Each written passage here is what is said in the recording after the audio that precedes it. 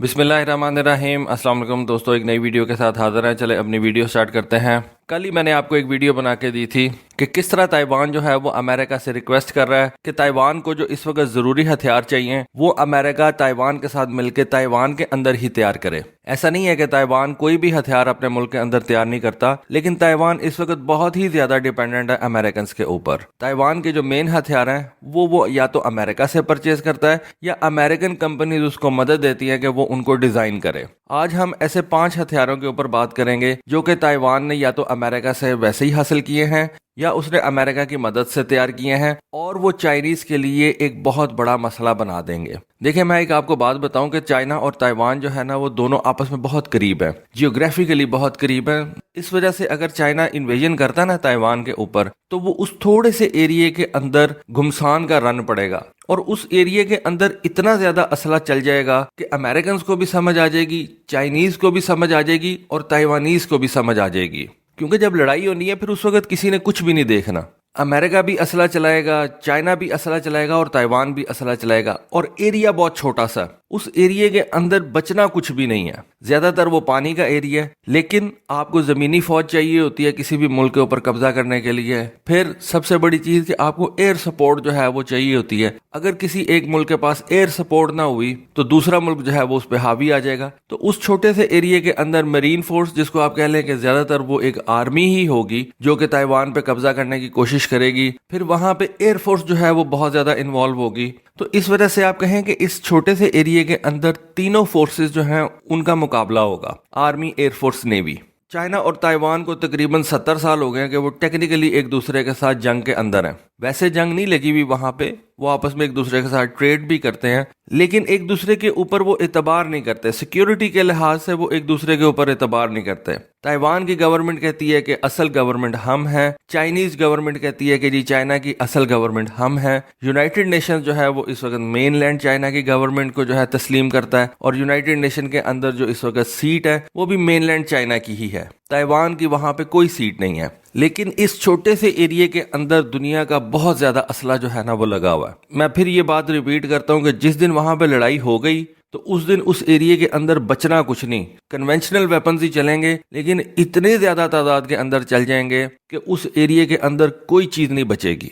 तो जैसे कि मैंने कहा कि आज हम 5 वेपन्स के ऊपर बात करेंगे जो कि ताइवान की सेफ्टी के लिए बहुत ज्यादा जरूरी हैं। उनमें जो सबसे पहला वेपन्स प्लेटफॉर्म है ना वो ताइवान के E2 हॉकआई AWACS है। जैसा कि आपको पता है कि ताइवान एक छोटा सा मुल्क है, थोड़ी आबादी वाला मुल्क है, लेकिन उसके पास पैसे बहुत ज्यादा है, उसका GDP बहुत ज्यादा है, उसका पर कैपिटा इनकम बहुत ज्यादा है। लेकिन फिर आप ये सोचेंगे कि इतने अमीर मुल्क ने ये E2 हॉकआई जैसा छोटा AWACS क्यों चूज किया।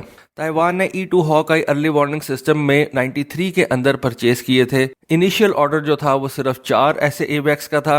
बाद में तकरीबन 6 साल के बाद ताइवान ने मजीद 2 हॉकआई एयरक्राफ्ट जो है वो परचेज किए। इस तरह से अब इस वक्त ताइवान की एयरफोर्स के बाद तकरीबन 6 के करीब ये हॉकआई AWACS मौजूद हैं। इसके अंदर बड़े पावरफुल सेंसर्स लगे हुए हैं और इसके बारे में कहा जाता है कि इसका रडार बड़ा जबरदस्त है जो साइमल्टेनियसली तकरीबन 2000 टारगेट्स को जो है वो डिटेक्ट कर सकता है। उसके बाद उनमें से जितने भी थ्रेट्स होते हैं उनको वो ट्रैक करता है। 2000 को वो ट्रैक नहीं कर सकता, डिटेक्ट 2000 को कर सकता है, ट्रैक डेफिनेटली थोड़ों को करेगा। और फिर उसके बाद वो अपने एयर डिफेंस को वार्निंग्स जारी करता है और पूरा कमांड एंड कंट्रोल सिस्टम इस AWACS के अंदर मौजूद है। लेकिन ताइवान का इस AWACS को परचेज करने का जो सबसे बड़ा मकसद था ना वो इसकी एबिलिटी थी कि इसको आप शॉर्ट रनवे के ऊपर से भी फ्लाई करवा सकते हैं। जैसा कि हमें पता है कि अमेरिकन नेवी और फ्रेंच नेवी इस E2 हॉकआई जहाज को इस्तेमाल करते हैं अपने एयरक्राफ्ट कैरियर्स के ऊपर से। ताइवान जो है वो एक छोटा मुल्क है और ताइवान को जो सबसे बड़ा खतरा ना वो ये है कि चाइना सबसे पहले उसकी एयरफील्ड्स को तबाह करेगा। और इसी वजह से जिस तरह पाकिस्तान एयरफोर्स अपनी मोटरवेज के ऊपर से ऑपरेट करती है, एक्सरसाइजेज वगैरह करती है, इसी तरह से ताइवान भी अपनी एयरफोर्स को अपनी मोटरवेज के ऊपर से एक्सरसाइजेज करवाता है, ऑपरेट करवाता है। और इस E2 हॉकआई को परचेज करने का सबसे बड़ा मकसद भी यही था कि ये छोटे से रनवे के ऊपर से फ्लाई कर सकता है। इसको बहुत ज्यादा बड़ा रनवे नहीं चाहिए होता। ठीक है, ताइवान के पास बहुत ज्यादा पैसे हैं, वो E3 सेंट्री जहाज भी परचेज कर सकता था, लेकिन उसको फ्लाई करने के लिए एक प्रॉपर रनवे चाहिए। E2 हॉकआई को फ्लाई करने के लिए को बहुत ज्यादा बड़ा रनवे नहीं चाहिए। इस वजह से इस जहाज को चूज किया गया। لیکن یہ ایک فائٹر جیٹ کے مقابلے میں سلو موونگ جہاز ہے، اور چائنا نے اس کے علاج کے لیے اپنے S-400 بیٹریز جو ہیں وہ لگائی ہوئی ہیں، HQ-9 بیٹریز جو ہیں وہ لگائی ہوئی ہیں، جن کے اندر آپ کو پتا ہے کہ یہ 40N6 surface to air missile جو ہیں وہ موجود ہیں، جن کے بارے میں کہا جاتا ہے کہ وہ 400 کلومیٹر ان کی رینج ہے۔ ان E-2 ہاک-آئی کا جو مقابلہ ہوگا نا، وہ چائنا کے ان S-400 بیٹریز سے ہوگا یا HQ-9 میزائل سے ہوگا، کیونکہ چائنا اور تائیوان کا اتنا زیادہ ڈسٹنس تو ہے نہیں، اور S-400 کا جو ریڈار ہے، یا ویسے بھی چائنا کے اندر جو دوسرے تیسرے ریڈارز ہیں، وہ اتنی لانگ رینج کے ہیں کہ وہ سارے تائیوان کو ایزیلی کور کر سکتے ہیں۔ تو ان E-2 ہاک-آئی ایویکس کو جو سب سے زیادہ خطرہ ہوگا وہ چائنا کے S-400 اور HQ-9 میزائل سسٹم سے ہوگا۔ اس کے بعد چائنا کی ایئر فورس جو اس وقت ایئر ٹو ایئر میزائل استعمال کر رہی ہے نا، اس کو انہوں نے نام دیا ہوا ہے اسکائی سورڈ 2۔ یہ بیسیکلی ایک ایئر ٹو ایئر میزائل ہے۔ اس کی خاص بات یہ ہے کہ اس کی سپیڈ میک 5 سے اوپر ہے۔ اس کو آپ ایک ہائپرسونک میزائل کہہ سکتے ہیں۔ ہائپرسونک میزائل کی جو ڈیفینیشن ہے وہ یہ ہے کہ کوئی بھی میزائل جو 5 میک سے اوپر جاتا ہے اس کو آپ ہائپرسونک سپیڈز کے اندر کاؤنٹ کرنا شروع کر دیتے ہیں۔ اب تائیوانیز جو ہے نا، وہ اپنے F-16 کے لیے یا اپنے دوسرے جہازوں کے لیے AMRAAM میزائل پرچیز کر سکتے تھے، لیکن تائیوانیز نے جو ہے وہ اپنا میزائل بنانے کا سوچا۔ ڈیفینیٹلی اس کے لیے انہوں نے جو ہے وہ امریکن مدد حاصل کی ہے، لیکن انہوں نے اس میزائل کی جو خاص بات ہے نا وہ یہ ہے کہ اس میزائل کی جو سپیڈ ہے نا وہ میک 5 سے اوپر بتائی جاتی ہے، جبکہ جو امریکہ کے AMRAAMs ہیں ان کے بارے میں کہا جاتا ہے کہ ان کی سپیڈ جو ہے نا وہ تقریباً 4 میک کے قریب ہے۔ ایسا نہیں ہے کہ تائیوان جو ہے وہ امریکہ سے یہ AMRAAM میزائل پرچیز نہیں کرتا، تائیوان امریکہ سے AMRAAM میزائل بھی پرچیز کرتا ہے، لیکن اس نے اپنا بھی اسکائی سورڈ 2 میزائل جو ہے وہ تیار کر رکھا ہے، اور اس کو وہ اپنے جہازوں کے اوپر بھی استعمال کرتا ہے۔ تائیوان کے پاس مائکا میزائل بھی ہے جو اس کے میراج 2000 جہازوں کے اوپر جو ہے وہ انٹیگریٹ ہوا ہے۔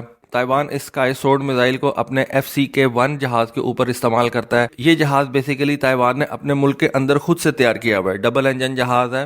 اگر آپ دور سے اس کو دیکھیں گے تو آپ کو یہ تقریباً F-16 جیسا ہی نظر آئے گا، لیکن یہ بیسیکلی جو ہے وہ تائیوان نے اپنے ملک کے اندر خود سے ڈیزائن کیا ہے، اور اس کے اوپر تائیوان یہ اسکائی سورڈ میزائل جو ہے وہ انٹیگریٹ کر کے رکھتا ہے اور اس کے ذریعے سے اس کو فائر کرتا ہے۔ اب تائیوان نے اپنے FCK-1 جہاز کو جو ہے وہ اپ گریڈ کیا ہے، اور اس کو انہوں نے نیا نام دیا ہے بریو ایگل کا۔ اس کے اندر انہوں نے AESA ریڈار جو ہے وہ انٹیگریٹ کیا ہوا ہے، اور اس وجہ سے سمجھا یہ جا رہا ہے کہ اسکائی سورڈ 2 میزائل جو ہے وہ اس کے ساتھ بھی انٹیگریٹ کیا جائے گا، اور اس میزائل کی بھی جو رینج ہے نا اس کو انکریز کیا جائے گا۔ اس میزائل کی جو رینج ہے وہ تقریباً AMRAAM کے برابر ہی ہے، جو AMRAAM-C اس وقت پاکستان بھی استعمال کر رہا ہے، لیکن اس کی جو ایک ایڈڈ چیز ہے وہ یہ ہے کہ اس کی سپیڈ جو ہے وہ AMRAAM سے زیادہ ہے۔ تیسرے نمبر پہ جو اس وقت تائیوان کے ایئر فورس کے لیے بہت امپورٹنٹ ویپن ہے وہ ان کا Tien Kung 3 surface to air missile ہے۔ اس سرفیس ٹو ایئر میزائل کو اگر آپ دیکھیں گے تو آپ کو یہ امریکہ کا پیٹریوٹ میزائل سسٹم ہی لگے گا، اور یہ بیسیکلی ہے بھی امریکہ کا پیٹریوٹ میزائل سسٹم ہی، لیکن تائیوان نے اس کو اپنے ملک کے اندر خود سے تیار کیا ہے، امریکن مدد سے تیار کیا ہے۔ اس کے لیے جو ریڈار استعمال کیا جاتا ہے وہ بھی ریتھیون کمپنی کی مدد سے تیار کیا گیا ہے۔ اس وجہ سے آپ اس کو امریکن پیٹریوٹ کا تائیوانیز ورژن جو ہے وہ کہہ سکتے ہیں۔ Tien Kung surface to air missile جو ہے وہ high speed low radar cross section والے ٹارگٹس کو 200 کلومیٹر تک جو ہے وہ ٹریک کر سکتا ہے، اور 200 کلومیٹر سے ان کے اوپر جو ہے وہ نظر رکھ سکتا ہے۔ اور یہ surface to air missile Chinese navy کے جہازوں کے لیے بہت زیادہ خطرناک ہے، نہ صرف چائنیز نیوی کے جہازوں کے لیے بلکہ چائنیز ایئر فورس کے جہازوں کے لیے بھی بہت زیادہ خطرناک ہے۔ اور انہی سرفیس ٹو ایئر میزائلز کو ایلیمینیٹ کرنے کے لیے چائنا نے اپنے J-16 کا D ورژن تیار کر رکھا ہے، جو کہ J-16 کا الیکٹرانک اٹیک ورژن بھی سمجھا جاتا ہے، اور امریکن GA-18 گراؤلرز کی طرح سیڈ مشنز پرفارم کرنے کے لیے بھی انہوں نے بنایا ہوا ہے۔ اب سیڈ مشنز یعنی کہ suppression of enemy air defence انہوں نے کیا کرنے ہیں؟ یہ تائیوان کے Tien Kung surface to air missile کو ہی انہوں نے تباہ کرنا ہے۔ اب یہاں پہ بات آ جائے گی کہ کیا تائیوانیز جو ہیں وہ اپنے Tien Kung surface to air missile کو بہتر طریقے سے ڈپلوائے کر سکتے ہیں، بہتر طریقے سے استعمال کر سکتے ہیں، یا چائنیز اپنے J-16 جہازوں کو بہتر طریقے سے تائیوان کے خلاف جو ہے وہ استعمال کر سکتے ہیں؟ لیکن یہ دونوں ویپنز جو ہے نا یہ ایک دوسرے کی ضد ہیں۔ تائیوان کی طرف سے یہ تیان کنگ 3 ہے، اور چائنا کی طرف سے یہ J-16D ہے۔ پھر آ جاتا ہے F-16 بلاک 72۔ تائیوان کے پاس اس وقت تقریباً 112 کے قریب F-16 موجود ہیں۔ یہ پرانے F-16 ہیں، لیکن AMRAAM میزائل فائر کر سکتے ہیں۔ تائیوان نے مزید 66 کے قریب نئے F-16 کا بھی آرڈر کر رکھا ہے، اور تائیوان جو ہے اس نے امریکہ سے معاہدہ بھی کر لیا ہوا ہے کہ جو اس کے پرانے 120 F-16A یا B جہاز ہیں، امریکہ ان پرانے F-16 کو بھی نئے ورژن کے اوپر جو ہے نا وہ اپ گریڈ کر کے دے گا۔ بلاک 72 کے اوپر آپ کو پتا ہے کہ امریکہ نے APG-83 AESA ریڈارز جو ہیں وہ لگائے ہوئے ہیں، ان کو سیبر ریڈارز کے نام سے بھی جانا جاتا ہے، AESA ریڈارز ہیں، اور یہ AESA ریڈار اس F-16 کو ایک بالکل ڈیفرنٹ F-16 بنا دیتے ہیں۔ اور 66 کے قریب مزید F-16 پرچیز کرنے کے بعد تائیوان کے پاس F-16 کی تعداد تقریباً 250 کے قریب ہو جائے گی، یعنی کہ 170-75 کے قریب ہو جائے گی، اور F-16 کا یہ ایک بہت بڑا نمبر ہے۔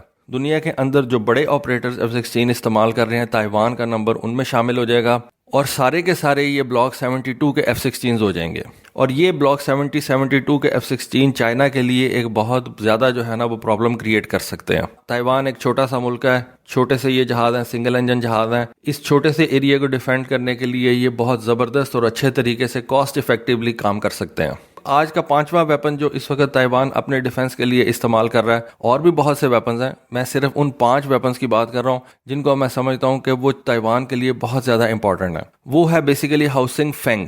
یہ ایک ایسا میزائل ہے جس کو تائیوان جو ہے وہ اینٹی شپ کے طور پہ بھی استعمال کر سکتا ہے، سپر سونک میزائل ہے۔ پچھلی ویڈیو کے اندر میں نے آپ کو بتایا کہ تائیوان امریکہ سے ہارپون میزائل بھی پرچیز کرتا ہے، اسی وجہ سے تائیوان نے امریکہ سے کہا کہ آپ یہ ہارپون میزائل ہمارے ملک کے اندر ہی تیار کریں، لیکن وہ جو ہیں وہ سب سونک میزائلز ہیں، اور یہ ہاؤسنگ فینگ جو میزائلز ہیں یہ سپر سونک ہیں۔ ان کی رینج تقریباً 400 کلومیٹر ہے، اور ان کی جو خاص بات ہے نا وہ یہ ہے کہ ان کو Taiwan surface to surface missile کے طور پہ بھی استعمال کرتا ہے، یعنی کہ ان میزائلوں کو تائیوان جو ہے وہ اینٹی شپ رول کے اندر بھی استعمال کرتا ہے، کیونکہ تائیوان کے اوپر جب بھی انویژن ہونی ہے سمندر کے ذریعے سے ہی ہونی ہے، اور سمندر کے ذریعے سے چائنا نے اپنے میرینز اور ایمفیبیس فورس جو ہے وہ بھیجنی ہے، تو اسی وجہ سے تائیوان کو بڑے زبردست قسم کے اینٹی شپ میزائلز چاہیے۔ اسی لیے تائیوان نے سپر سونک اینٹی شپ میزائلز بھی بنائے ہوئے ہیں جن کو ہم ہائسنگ فینگ کے نام سے جانتے ہیں، اور دوسرا تائیوان یہ ہارپون میزائل بھی امریکہ سے پرچیز کرتا ہے جو کہ سب سونک میزائلز ہیں۔ دیکھیں مین لینڈ چائنا جو ہے نا وہ تائیوان سے بہت بڑا ہے، اور اس کے پاس جو سب سے بڑا ایڈوانٹیج ہے نا وہ اس کی ایئر فورس ہے۔ ٹھیک ہے، حملہ تو چائنا نے نیوی کے ذریعے سے ہی کرنا ہے، لیکن چائنا کا جو سب سے بڑا ایڈوانٹیج ہے نا وہ اس کی ایئر فیلڈز ہیں جو کہ تائیوان کے سامنے پھیلی ہوئی ہیں، اور اس کے بعد چائنا کی جو ایئر فورس ہے نا جو ان ایئر بیسز سے آپریٹ کرے گی وہ تائیوان کے لیے بہت بڑا مسئلہ کریٹ کر دے گی۔ تائیوان ایک چھوٹا سا ملک ہے، سب سے پہلے تو چائنا اس کی ایئر بیسز کو جو ہے وہ نشانہ بنائے گا، اور ایئر بیسز کے بعد چائنا جو ہے نا وہ تائیوان کی مین روڈز جو کہ موٹر ویز ہیں اس کی ان کو نشانہ بنائے گا، تاکہ تائیوان کی جو ایئر فورس ہے نا وہ ایئر بورن ہی نہ ہو سکے، وہ زمین پہ ہی کھڑی رہ جائے۔ اس کے بعد چائنا کی کوشش یہ ہوگی کہ جتنے بھی تائیوان کے گراؤنڈ ٹارگٹس ہیں نا وہ ان کو نشانہ بنائے، کیونکہ اگر تائیوان کی ایئر فورس کو وہ نیوٹرلائز کر لے گا نا تو پھر اس کے بعد چائنا کے لیے آسان ہو جائے گا کہ اس کے گراؤنڈ ٹارگٹس کو نشانہ بنائے۔ جب آپ کے پاس ایئر سپیریورٹی آ جاتی ہے نا تو پھر جو زمین کی فوج ہوتی ہے نا وہ ایز سچ کچھ بھی نہیں کر سکتی، لیکن تائیوان نے بھی اپنی تیاری پوری رکھی ہوئی ہے، اور اسی وجہ سے میں کہتا ہوں کہ جب یہاں پہ جنگ ہونی ہے نا تو اس پورے ایریا کا جو ہے نا وہ آپ کہہ لیں کہ صفایا ہی ہو جانا۔ تو دوستو یہ تھی آج کی ویڈیو، یہ تھی آج کی انفارمیشن۔ ہوپ فلی آپ کو آج کی ویڈیو، آج کی انفارمیشن پسند آئی ہوگی۔ کامنٹ سیکشن میں اپنی رائے سے ضرور آگاہ کیجیے گا۔ آج کے لیے بس اتنا ہی، تھینک یو، اللہ حافظ۔